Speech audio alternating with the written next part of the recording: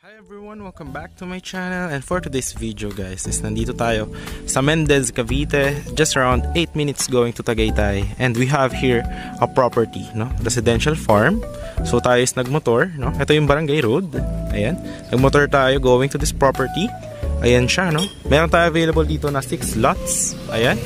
So makikita nyo, ayan yung may linya ng mga kuryente, ayan, may mga kapitbahay, alright. And here guys, gagawin yung ating concrete road. Diyan gagawin yung ating concrete road entrance. Ayan, ide-develop po yan. And then from here, ayan, from this point, no, yung kalsada, yung mga available lots natin, yung 5 lots na lang na remaining is isa yung nandun. So ito po is magkakaroon dyan ng kalsada. Then from here, gagawin dyan ng kalsada papunta dun. Andun yung isang lot, no. Then yung ibang lots natin, diretso dyan. Then nandun, corner, dalawa. Tapos yung dalawa is inner lot, nandun dalawa. So papakita ko muna yung drone shot of the property para makita nyo yung kanyang kalakihan and yung aerial shot kung gaano siya kalapit sa property. And at the end of the video, ipapakita ko rin sa inyo kung gaano ka-accessible or kalapit itong property natin going to Tagaytay. So ipapakita natin yan dito. Alright. Okay. And at the end of the video, ipapakita ko rin kung ano yung sample na itsura ng ating project kapag tapos na i-develop, no? Para makita nyo yung mga ano niya, yung itsura. And dito po is no required house design. Alright? Napapakita ko muna yung drone shot of the property. And 3, 2, 1. Ito po yung drone shot.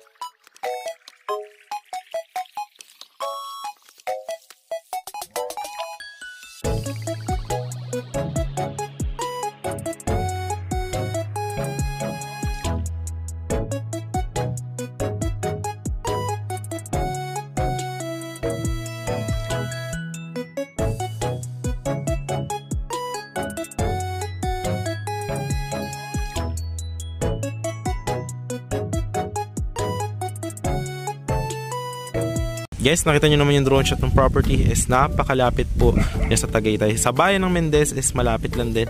Maraming mga bilihan na malapit, no? Mga markets, ayan. And napakataba po ng lupa dito, no? So, alright. Ngayon is, ito po yung ating gagawing kalsada nga from the barangay road. So, malapad po yan. Lalagyan din yan ng drainage, no? Lalagyan din ng perimeter fence dyan sa dulo, no? Ayan, paikot doon sa mga property natin. Okay. So, lakaran natin yung mga available lots, guys.